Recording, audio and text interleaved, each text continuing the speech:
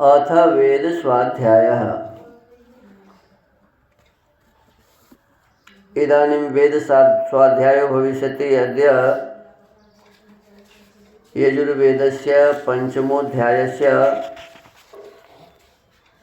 त्रयोविंशं मन्त्रस्य स्वाध्यायो भविष्यति। स्वाध्याय मन्त्रस्य रक्षोहनं बलगहनम् इत्येतानि प्रथमानि पदानि सन्ति। अब वेद स्वाध्याय होगा। आज यजुर्वेद के 5वें अध्याय के 23वें मंत्र का स्वाध्याय किया जाएगा।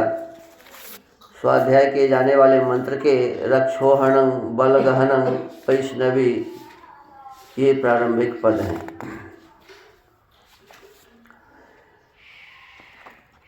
ओम रक्षोहणं बलगहनं वैष्णवीमिदमहं तं बलगमुत्किरामि यं मे निष्ट्यो यममात्यो निचखानेदमहं तं बलगमुत्किरामि यं मे समानो यमसमानो निचखानेदमहं तं बलगमुत्किरामि यं मे सबन्धुर्यमसबन्धु निचखानेदमहं तं बलगमुत्किरामि यं मे सजातो यमसजातो निचखानोत्कृत्यांकिरामि।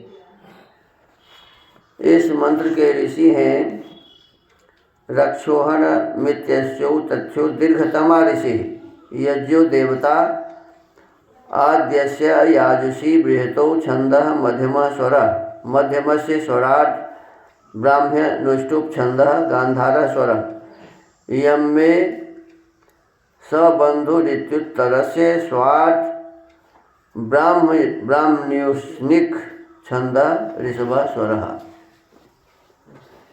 सृष्टिर्मनुष्यैः कीदृश उपकारो ग्राह्य इत्युपदिश्यते।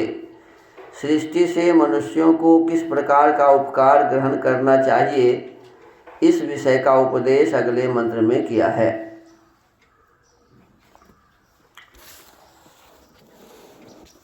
पदार्थः, हे विद्वान मनुष्य, जैसे अहम मैं बलगहनम बलों को बिलोडने और रक्षोहनम राक्षसों के हनन करने वाले कर्म और वैष्णवीम व्यापक ईश्वर की वेदवाणी का अनुष्ठान करके यम जिस बलगम बल प्राप्त कराने वाले यज्ञ को उत्किरामे उत्कृष्टपन से प्रेरित अर्थात इस संसार में प्रकाशित करता हूँ, तम उस यज्ञ को वैसे ही तू भी इदम इसको प्रकाशित कर।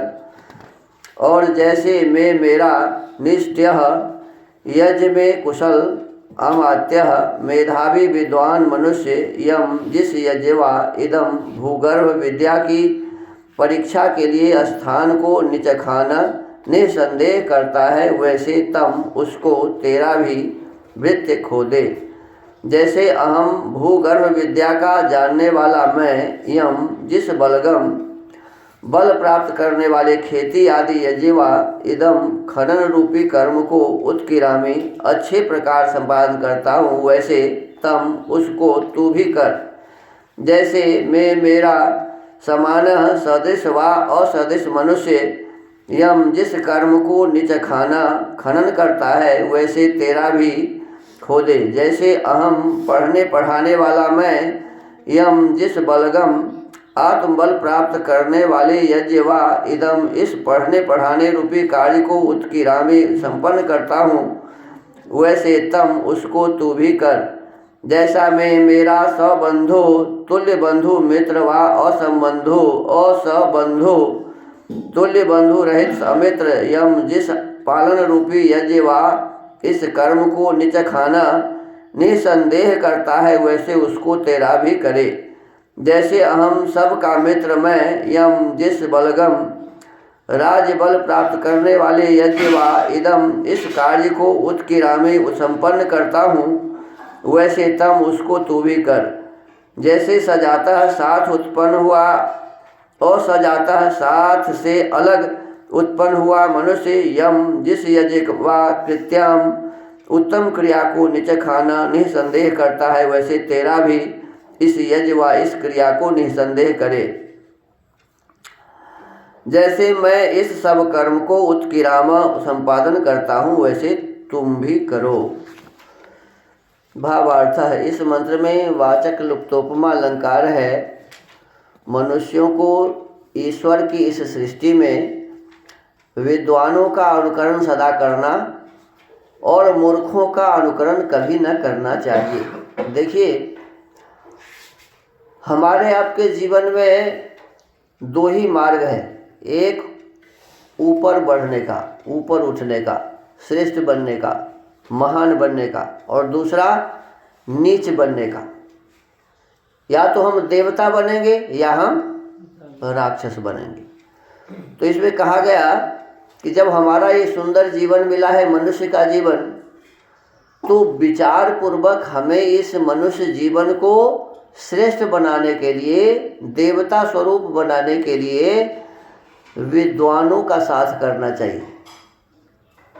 कभी भी मूर्खों के साथ हमें नहीं जाना चाहिए। कोई गांजा पीने वाला है, दारू पीने वाला है, खैनी खाने वाला है, सिगरेट पीने वाला है, मत्स्य मांस खाने वाला है, कुकर्म करने वाला है, ऐसे व्यक्तियों का साथ कभी भी नहीं करना चाहिए। माने गलत रास्ते पर हमें कभी भी नहीं जाना चाहिए, क्योंकि जैसा संग करेंगे वैसा ही रंग चलेगा। यदि हम गलत व्यक्ति के साथ रहेंगे तो हम भी क्या बन जाएंगे? गलत। झूठ बोलने वाला, घूस लेने वाला, ठगने वाला, इस प्रकार के जो व्यक्ति है, छल कपट करने वाला, इस प्रकार के जो व्यक्ति है, ऐसे व्यक्ति के साथ बैठेंगे तो एक दिन आप भी वैसा ही करने लगेंगे। और यदि आप श्रेष्ठ व्यक्ति का संग करेंगे, देखो रत्नाकर कितना बड़ा डाकू था, अंगुलीमाल कितना बड़ा डाकू था, और रत्नाकर को संग मिल गया नारद जी का, और अंगुलीमाल को संग मिल गया बुद्ध का। तो ये लोग अपने जीवन को कितना श्रेष्ठ बना लिए।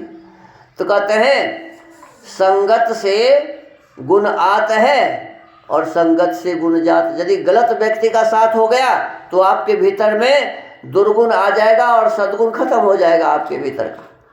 और यदि अच्छे व्यक्ति का संग हो गया तो आपके भीतर में जितने भी बुराइयां हैं वो सब ही आपसे दूर हो जाएंगे, और दूसरे जो आपके सामने विद्वान खड़े हैं, श्रेष्ठ व्यक्ति खड़े हैं, उनके गुण आपके भीतर में आ जाएंगे। तो इसके लिए इसमें कहा गया कि इस सृष्टि में हमें विद्वानों का अनुकरण करना चाहिए, श्रेष्ठ जनों का अनुकरण करना चाहिए, और मूर्खों का अनुकरण कभी भी नहीं करना चाहिए। तो बहुत सुंदर आज का ये मंत्र था। तो इसी के साथ आज के इस वेद स्वाध्याय के क्रम को विराम देते हैं। ओम।